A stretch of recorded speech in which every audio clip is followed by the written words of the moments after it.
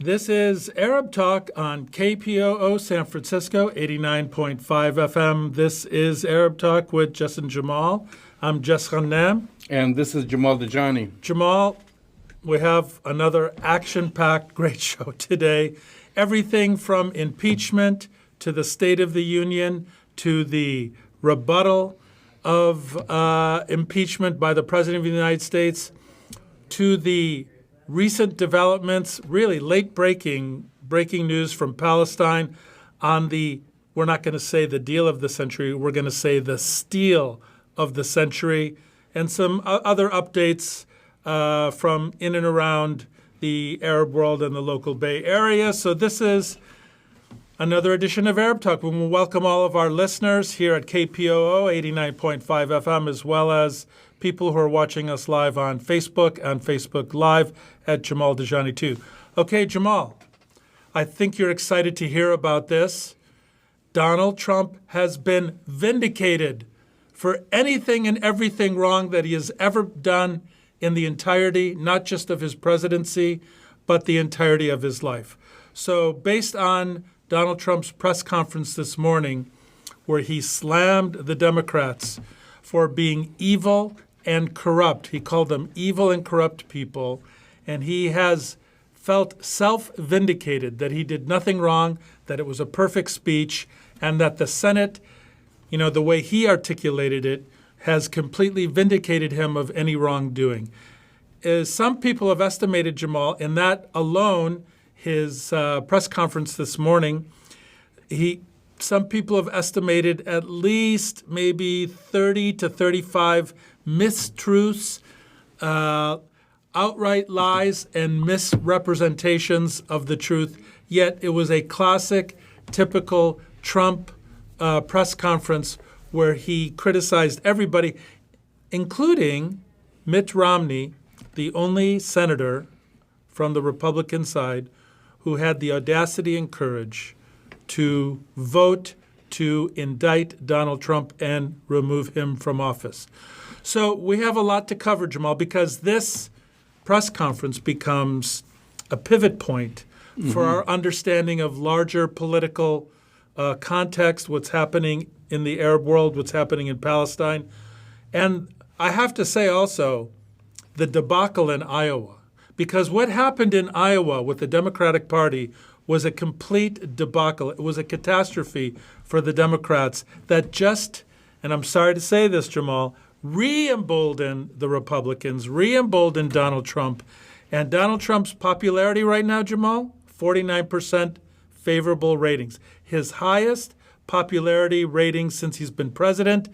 This is a president who is just impeached, now has his highest ratings.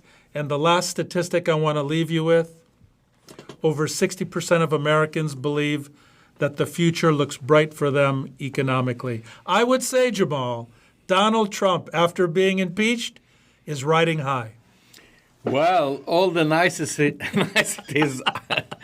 are out the window. Completely gone. Since the State of the Union, Jess. And now you are really,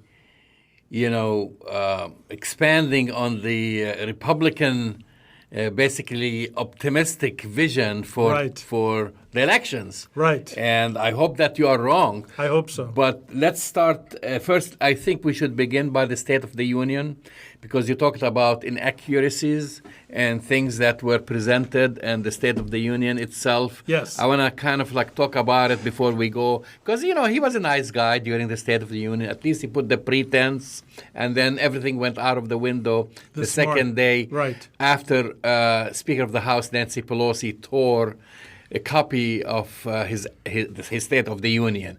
So up till that moment, Donald Trump wanted to put an image, or he wanted to reinvent himself, if you look at it. Well, without basically, let's start by the regular things that he kind of went on and on talking about, that he's the greatest president ever that the United States had, that President Obama was terrible because he kept going back to the 8 years of Obama, that he saved the economy. Well, he saved the American, got the United States from decline. The archaic decline of America is over, according to Donald Trump. Yeah, and that the economy is doing great. People are getting rich. He's building the wall.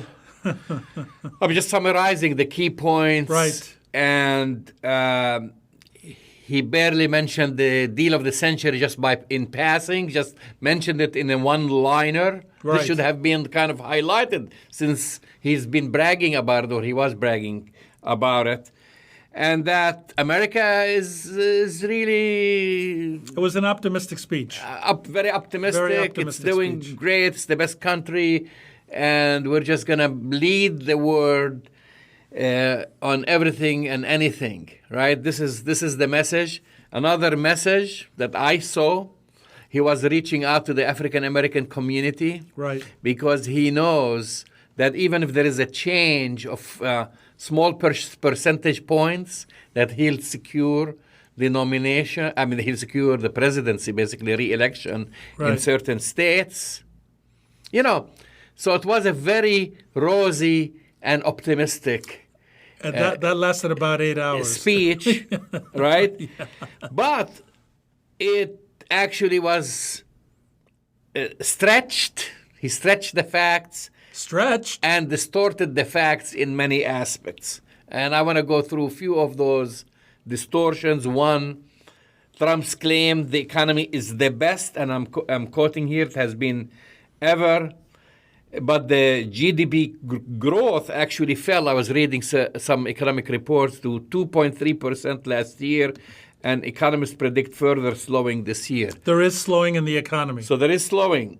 He said that he brought about low unemployment by reversing years of economic decay, and that's the quote, and failed economic policies when in fact over 1 million more jobs were added in the 35 months before he took office than in the first 35 months since. So Obama so during Obama, things were much better, and he basically stated the opposite.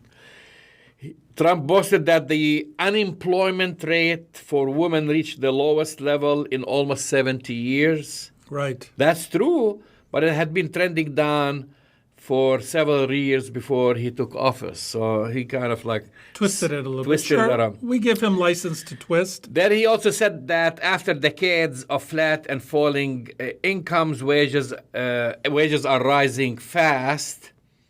They've gone up under Trump, but they've also have risen under the last several presidents, not just under Trump. So he just like shines the spotlight as usual on himself, and then forgets to mention that he's building basically, on what his predecessors absolutely have established. So another thing, claiming that the people's 401ks and pensions are increased 60, 70, 80, 90, and 100%, even more. He was saying that, and some may have, but that's far higher than average. He also said the real median household income is now the highest level ever recorded. That's not true. Based on adjusted figures, median household income was slightly higher in 1999 than in 2018. Right, and that was under Bill Clinton, by the way. He also claimed that the new trade agreement with Canada and Mexico will create nearly 100,000 auto jobs. That's not true.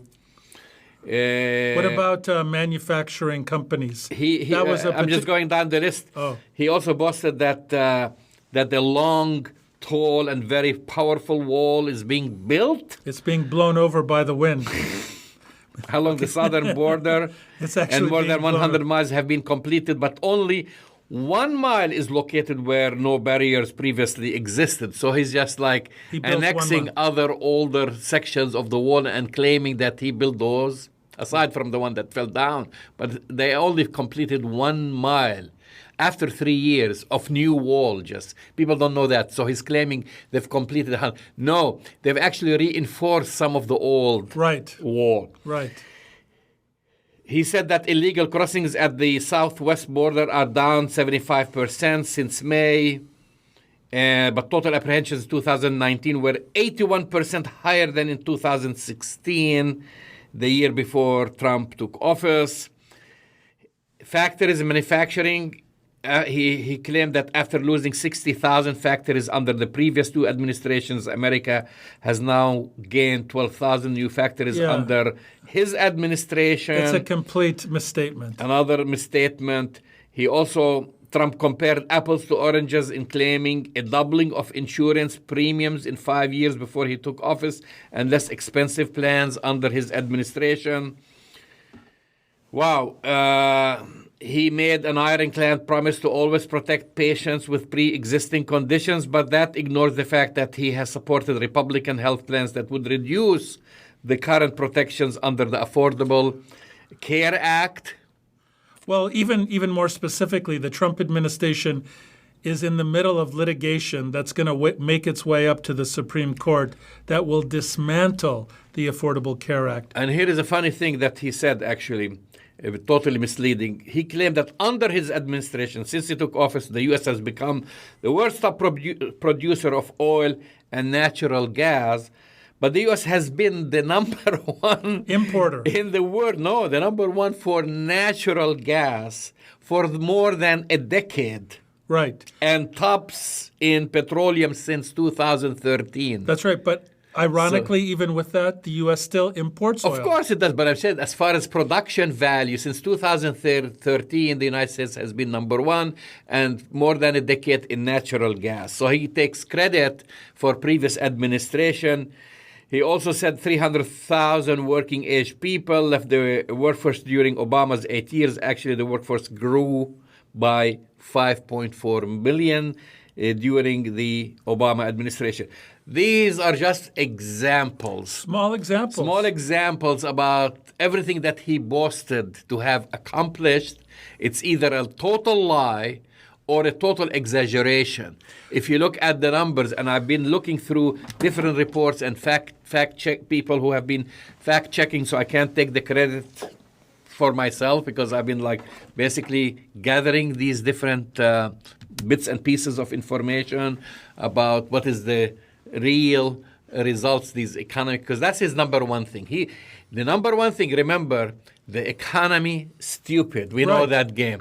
So the number one, aside from all the impeachment and different scandals and even the U.S.-Mexican border, the number one that's going to be the most important factor during the election. We know that the economy.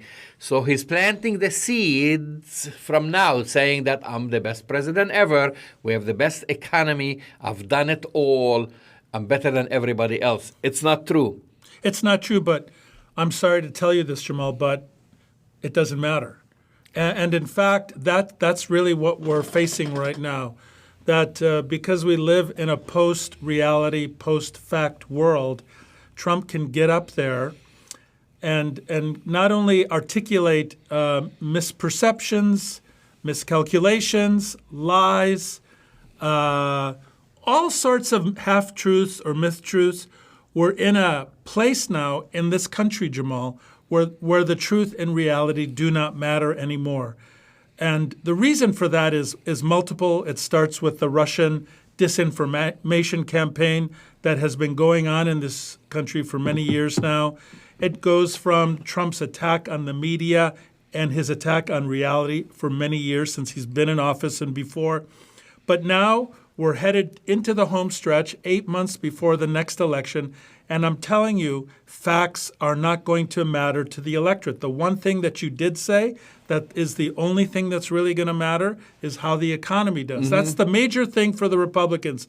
Trump can go up there and say the sky is green and I'm a Martian, and it's not going to matter because the truth and reality and facts and science do not matter. So I think you're right about one thing. Just three more things. Oh, yeah, go ahead. So just three more things that's not related to the economy. Those are the ones, basically the untruth that he was basically... No, he's a pathological liar. ...circulating. No, he's but the three other things that kind of stood out for me, one, major attack on immigrants. Major. Criminalizing, vilifying, using one or two isolated examples for crimes, the same usual stuff that were committed or perpetrated by an immigrant. Right. And saying this is how basically all these immigrants that come to this country, even though he keeps saying illegal, which is, meaning undocumented. So again, he went back on the vilification of immigrants, and then radical Islam, basically. Again, here we go. The vilification of Muslims. So immigrants are bad, Muslims are bad. I mean, those are the two things. And then last but not least, which should have been his coup de grace, is that talking about the deal of the century. Where is it? What happened to the deal of the century? You've been making us wait about the deal of the century for the past 3 years. And only one meager sentence saying, we've done the deal of the century, without going into details, without saying that the Palestinians have rejected it, without saying that there are no people supporting it, except few. No, it's even worse. The EU has rejected it. And the EU has rejected it. The Arab League has rejected it. Everybody has rejected it. And it just was in passing, because this was supposed to, remember, going back to his promises, building the wall, we know it's a lie. He bragged about that. He built he built about a mile worth of that wall. Right. The economy, he exaggerated. He can claim, the economy, to some at least, to the wealthy, looks good. If you have a lot of money. If you have a lot of money in the stock market. Then you're doing okay. It looks good. If you have fat 401ks, it looks good. So he can twist the facts and saying, everybody's working, low unemployment, sure, if you're working, getting paid the minimum wage, you're unemployed, so he can claim that. So this he can kind of twist and turn. But the wall, there are no results. So this is a complete lie. The other thing that he made promise that they were going to solve the riddle of the century, which is trying to find a way to bring Palestinians and Israelis to a closer peace agreement than ever, and it was totally rejected. That he didn't even brag about it. Well, Jamal, I think that's a very good analysis, but you're missing one point. You are still stuck in reality.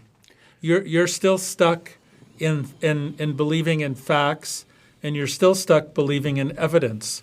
And while all of your points are spot on, and we will talk about the steal of the century a little bit later in the show today, I think the point that's really damaging for the larger political context right now is that Donald Trump could give a State of the Union address devoid of facts and reality, and yet people loved it. The Republicans that were in the House at the time, in the chamber, there were over 100 standing ovations for Donald Trump during the State of the Union. That's an act, Jess. No, that's an act. Exactly. I'm trying to tell you that the branding of the State of the Union, the marketing of the State of the Union, created the context for a massive positive response by his base.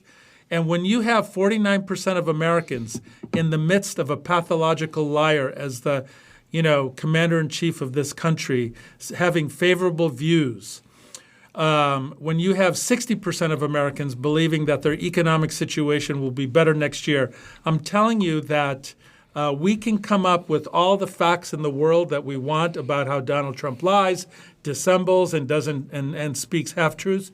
But what happened yesterday and what happened this morning and what happened in Iowa and what's happening in Jerusalem today and Palestine portends very poorly, not just for the Democrats, but for the entire world who believes that the presidency of Donald Trump is going to wreak havoc on world politics and world economy.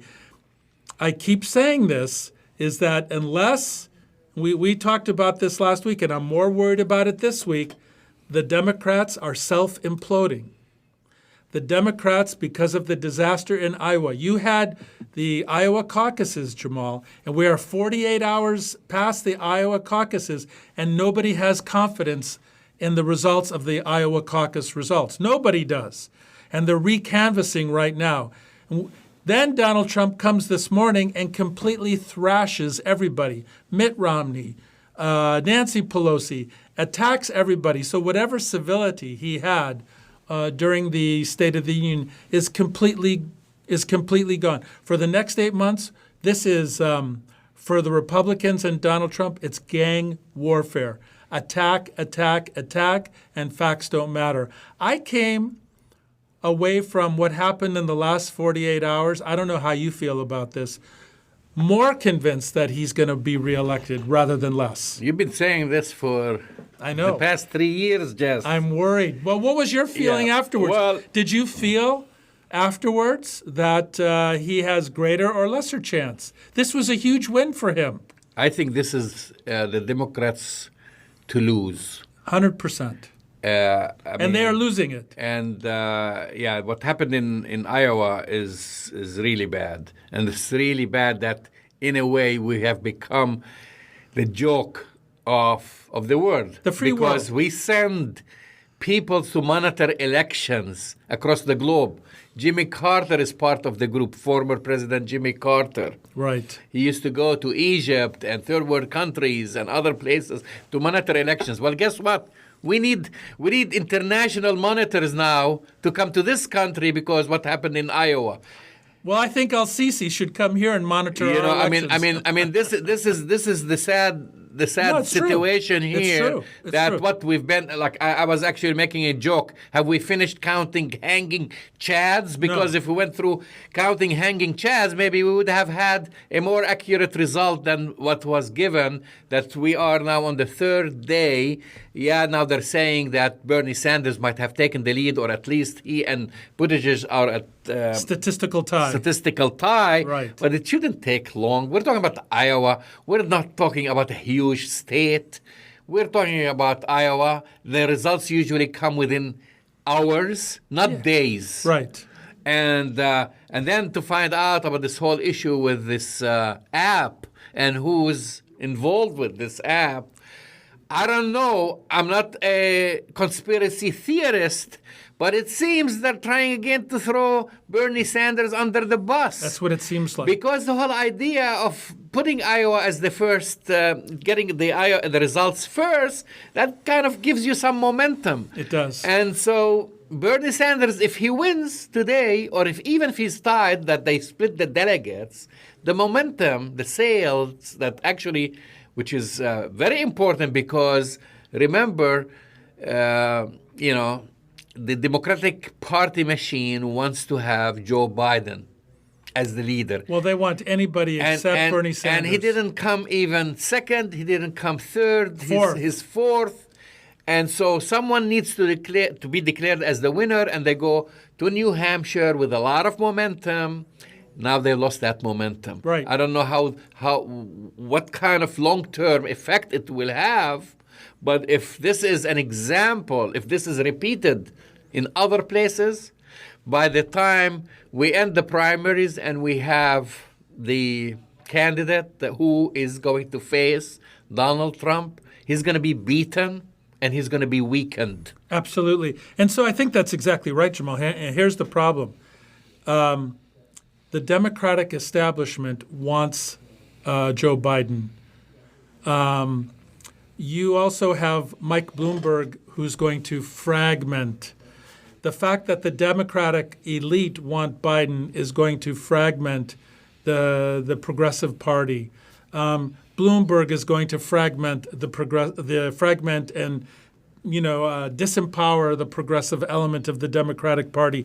You have John Kerry yesterday overheard saying that he may throw himself into the ring because he's afraid of what Bernie Sanders are doing. And Pete Buttigieg, who is supposedly progressive, he was heard saying that be careful because Bernie Sanders might win the nomination. Imagine. So in other words, he's saying that Bernie Sanders is toxic to the Democrats. Like if you don't vote for me, if you don't support me, he's going to be the nominee, right? Which is really bad. Why? Well, because it's bad because Pete Buttigieg wants to claim to be progressive, yet at the same time, if you listen to his policies, is not progressive at all. Just because Pete Buttigieg happens to be a gay man doesn't mean his bona fides, when it comes to progressive politics, is automatically conferred upon him. He actually is not progressive on many things, on Palestine, on certain aspects of immigration reform. On many things, he is not progressive by any stretch of the imagination. It looks bad, it smells bad, and it is bad for the Democrats 48 hours after the Iowa caucus. Joe Biden is a flawed candidate. And with what we see with Bloomberg throwing his money into the ring, Tom Steyer throwing billions into the ring, we're headed towards a brokered convention, Jamal, which means by the time we get to the convention for the Democrats, we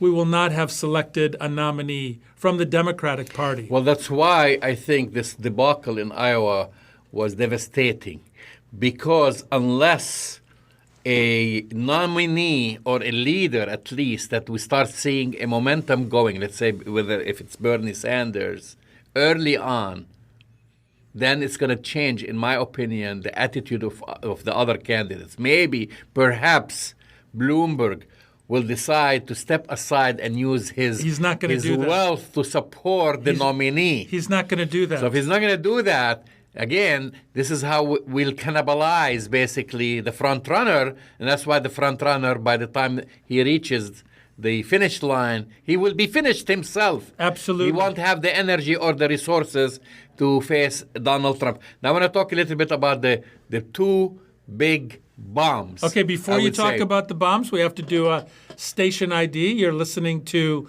KPOO here in San Francisco at 89.5 FM. Arab Talk is broadcasting live from San Francisco here at KPOO Studios. We're also broadcasting on Facebook Live at Jamal Dajani 2. Okay, two bombs. First bomb. Number one. Nancy Pelosi tearing the her speech. Decision to tear up a copy of Donald Trump's State of the Union. Yeah, that was... Of course, this was in my opinion, was instigated by the president turning his back when she extended her hand to shake his hand. Shake her hand. So that I think that was a huge bomb. I mean, just this and I'm just going to quote that today from something she said this morning, that she said that she felt liberated as she lashed out at President Donald Trump for the falsehoods she said he had spread in his State of the Union address, and she defended her decision to tear up the speech. I tore up a manifesto of mistruths. This is what she said to reporters earlier today. So the other bomb is Mitt Romney. It's a huge bomb. We used to hear about Mitt being dissatisfied with the president, but I don't think anyone expected that he'll be the only senator to stand up, to speak the truth, and say, we must convict. I guess you could say Mitt wants to convict. If the Mitt fits, you must convict. Can I just...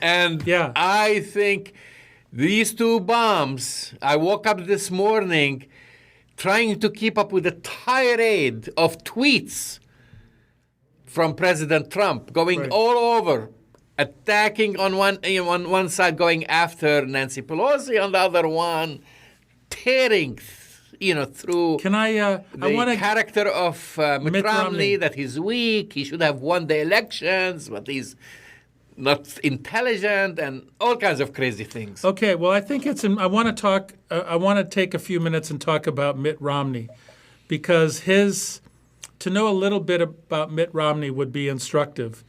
Mitt Romney's father, by the way, it's interesting, was in the cabinet of Richard Nixon at the time, and was one of the first people in Nixon's inner circle, Jamal, that confronted Nixon and said, listen, you got to resign before we remove you from office. And Mitt Romney's father made a similar kind of analysis in terms of morality, doing right in terms of, I mean, you know, the Romneys are very devout Mormons. He said, my faith. He started with his faith. So Mitt Romney's hero is his father, has always been. The second thing you ought to know about Mitt Romney is just that, is that his commitment to his faith in many ways supersedes everything else.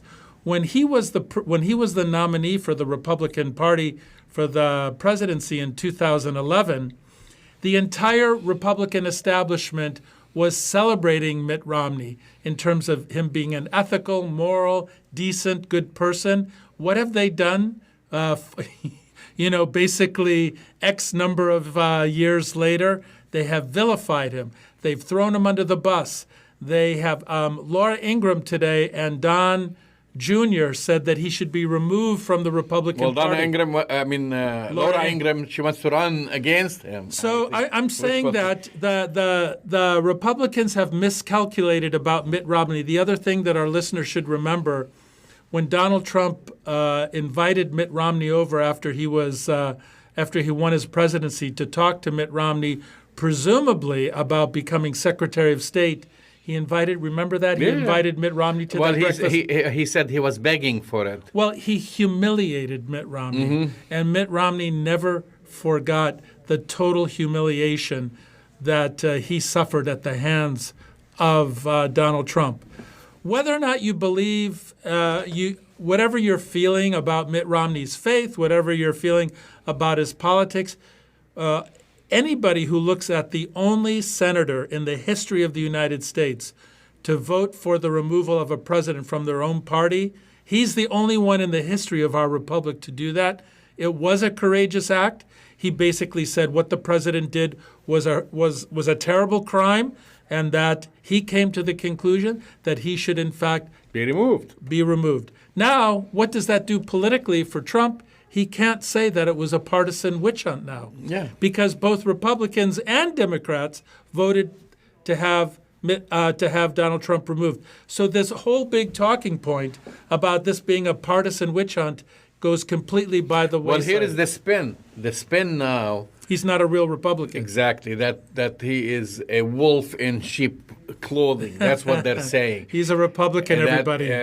From Donald Trump to Trump Jr. saying that he should leave the GOP because he's really a Democrat at heart. He shouldn't be there. He's not a Democrat. So they're trying to kind of distance themselves, even though historically all his life he's been pretty much a serious Republican. A serious conservative Republican.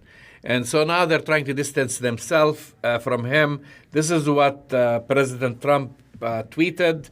Had failed presidential candidate Mitt Romney devoted the same energy and anger to defeating a faltering Barack Obama as he sanctimoniously does to me, he could have won the election.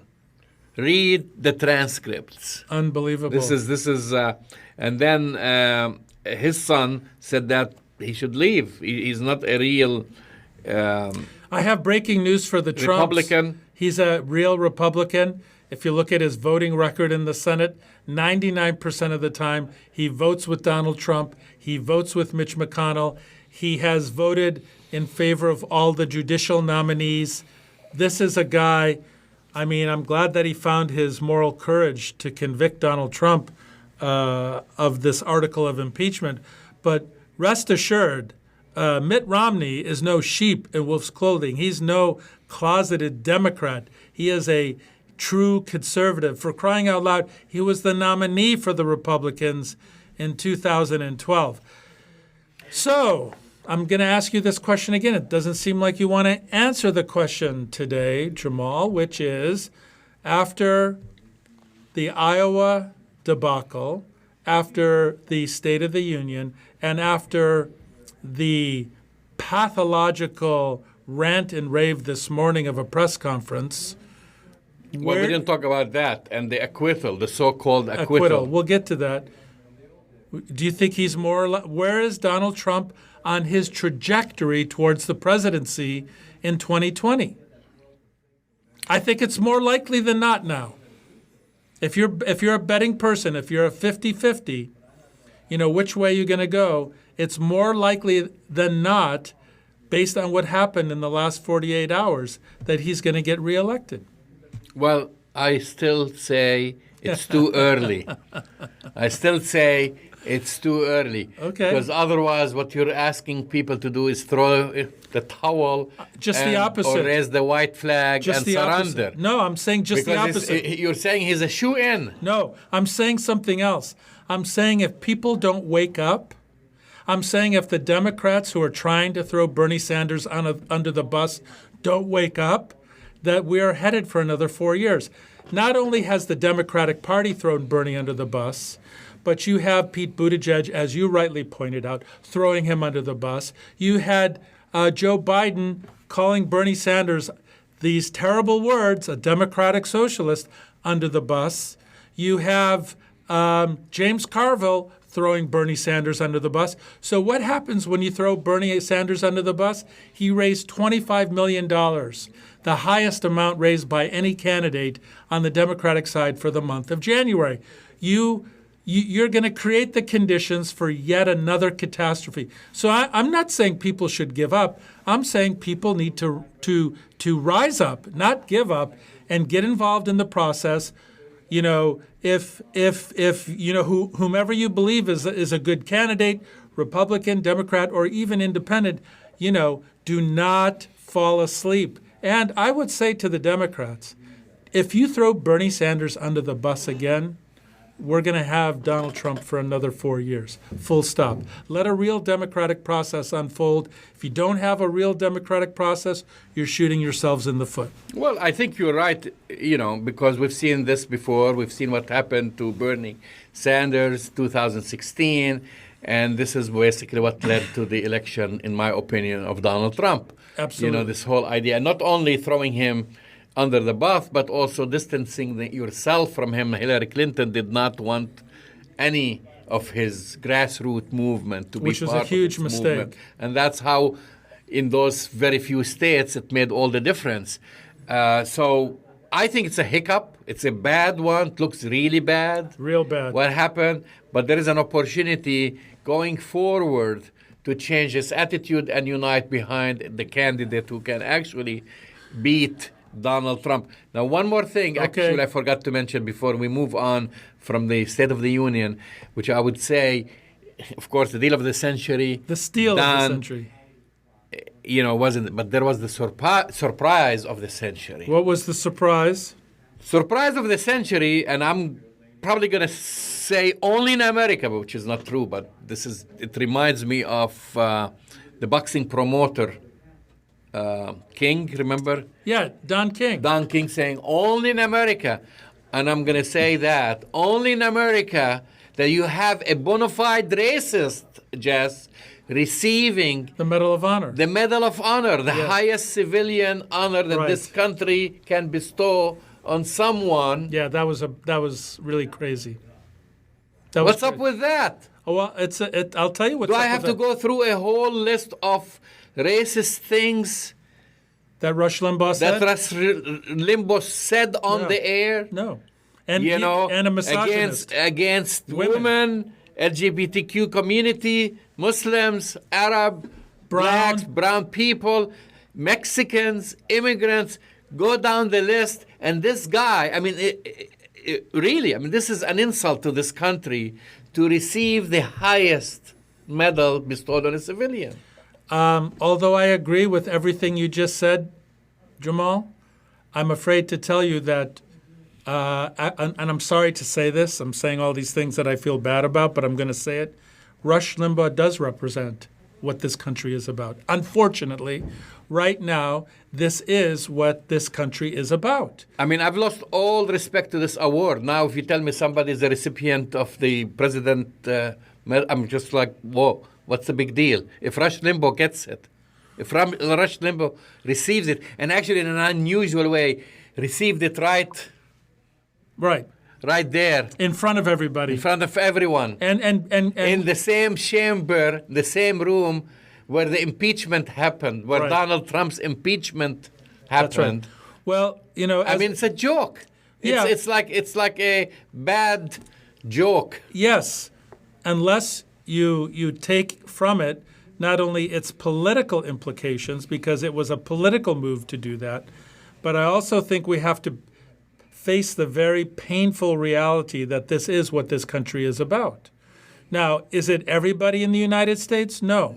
But the party that's in power right now, the President of the United States, the judiciary, the full breadth and depth of the executive branch, and the judicial branch, as well as the Senate, this is exactly what this country is about.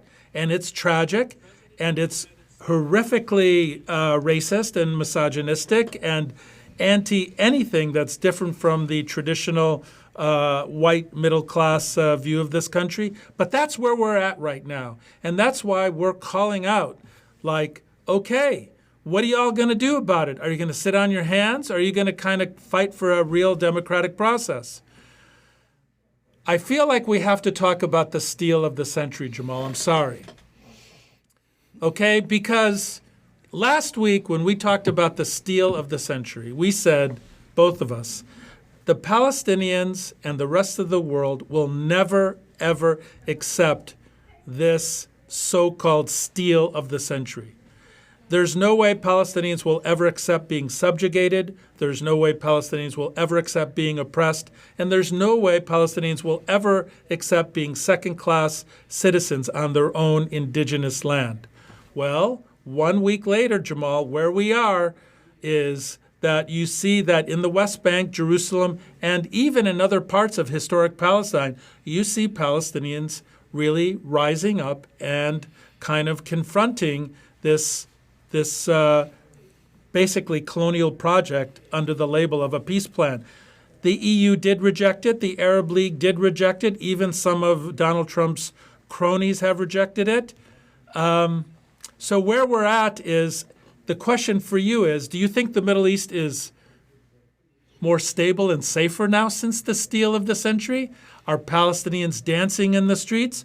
What are you hearing and what are you seeing from the ground in Palestine? Well, obviously, this was dead on arrival. I mean, before it was even released. I mean, how can you have an agreement between two parties when only one party has his or her signature on that agreement? Right. And like we said last week, this is a wedding without the bride, She wasn't even invited. She wasn't even invited to her own wedding. Yeah. And yet, in a very arrogant way, Jared Kushner has been lecturing for the past week Palestinians spitting on Palestinians. How Palestinians are stupid for rejecting the deal of the century, how they'll never get an opportunity like this ever, and quoting from Abba Iban, which is basically a spin, Israeli Hasbara spin, that Palestinians never waste an opportunity to miss an opportunity. So I give you nothing, I give you nothing, Jess, and I'll say, take it or leave it. Right. And then you reject it, you're not smart enough to accept this deal. No, just accept being oppressed and accept being a third-class citizen and, live with it.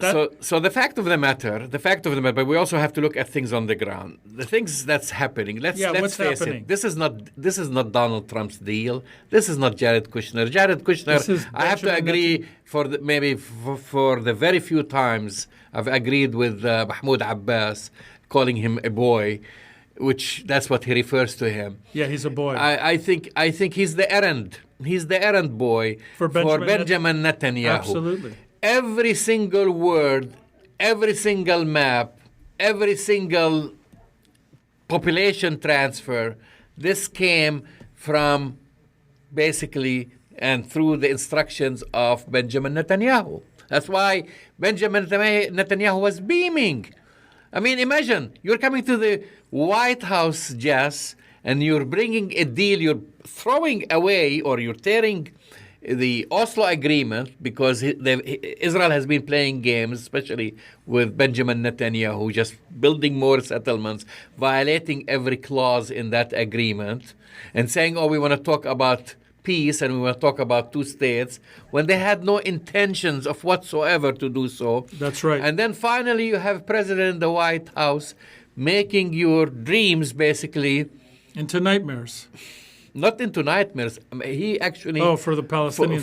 For the Palestinians, but for Benjamin Netanyahu, he fulfilled everything he dreamt. Right. And that's through Jared Kushner, who's his errand boy. And, I mean, think about it. You have Jared Kushner. You have our ambassador in Jerusalem, Friedman, who supported settlements and settlers all these years. Jared Kushner and his family and his father, by the way, his father, who was a felon. Convicted felon, paid money to build settlements in Jerusalem. Right? Those are the two key players, and the final player who left, right? There's the triad. Who's the third? The third one is... Friedman? No. Friedman is the ambassador. He recently kind of moved aside. Oh. The representative to the Middle East. Just the name can't... Right. He left. But also, he's one of Trump's lawyers, former lawyers. So this is the three of them were working closely with Benjamin Netanyahu, and Benjamin Netanyahu is saying to them, I want this, I want that, etc. And then, never mind what the Palestinians want.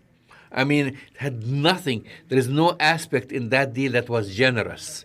Nothing. It's basically take all the land, reduce the 22% out of the 100% of historic Palestine. To less than 7. About 11%, with no sovereignty of whatsoever over air, land, or sea. And no contiguity. They've created a map that they themselves didn't know how to draw it. Imagine, you look at the map, Jess, it's a joke. Can you tell someone to draw the map of Palestine? Swiss cheese. No one can draw the map of their vision of Palestine, and yet there is that arrogance that was presented by Jared Kushner. I mean, here is someone who is 100% biased, not 99% biased, not 50% biased, 100% biased, telling Palestinians to forget about their aspiration, about their nationhood, and take it or leave it. Take it or leave it. And that's why it was rejected. And it was rejected by the European Union. And that's why you saw President Trump didn't highlight it except in 2 words, saying, we presented the deal of the century. He had nothing to say because he cannot take credit for it, to say, we brought Palestinians and Israelis together, we have forged an agreement, we brought peace to the Middle East. It's nonsense. So, Jamal, since that, a lot has happened on the ground in Palestine. Well, I also read a lot into Mahmoud Abbas's speech. Yeah, tell me about it. Even though I think it's 10 years late. I think it's 20 years too late. If not more. And 20. That's where I have my disagreement, and I will have always my disagreement about this whole Oslo process. But we have, what happened, and now we have to kind of make something, not take that, but you have to kind of correct that big mistakes, that big debacle, actually, that they've had in something called Oslo, because it was basically built on very weak foundation. Right. And we didn't talk about, of course, the right of return and all these things that Jared Kushner doesn't want to see any refugees return, and said, let bygone be bygone, right? That's what he said. So in Mahmoud Abbas, and this is a threat that I keep hearing, and hopefully they'll implement it. They said, okay, we're going to end the security coordination, which is really the most important. Because this is what the PA has been relegated to, is to provide security to the Israeli colonial settlers in the West Bank. They have no other power except being just, the local police. So now, supposedly, the Palestinian Authority is not continuing the security coordination, and we've been seeing some unrest. A Palestinian policeman has been killed within the past 24 hours. His killing, by the way, was caught on video, Jess. Yeah, I saw that. Israeli occupation army went into the police station. The guy standing there minding his own business, they shot him. Basically, they shot him. They murdered him. They murdered him.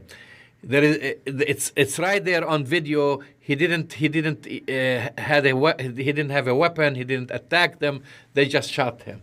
And so now we have an attack on Israeli recruits by a driver. There was a shooting in Jerusalem, close to the entrance to the Haram Sharif and Dome of the Rock, by actually someone from Haifa. And so this might be the beginning. What do you think? Well, look. Well, tomorrow's Friday, too. Is there something? I think there's some demonstrations. There might be some demonstration, but I think, and this is my opinion, I think Palestinians have to go to civil disobedience. I mean, if Israel wants to annex the land and they don't want to annex the people, which that's what they're doing, they're basically setting up apartheid, which we've been talking about, and people say, oh, don't use that A word. That's what the Zionists will attack you for. How dare you describe Israel as an apartheid state? Just go there. If it walks like a duck, quacks like a duck. It's apartheid. It's a duck. And it has been this way for the past 5, even more, 6 years. Clearly, they've been building basically the foundation of apartheid. But now they're telling you, point blank, we're going to lock you up in Bantustans. So what do you expect? I don't think the Palestinians have the resources to go back into a military conflict. No, they don't. And even President Abbas said, that's it, we can't do it. So what do you have? What other option do you have? Do you sign that piece of paper and accept being a slave in your own country? No. Or do you go into civil disobedience?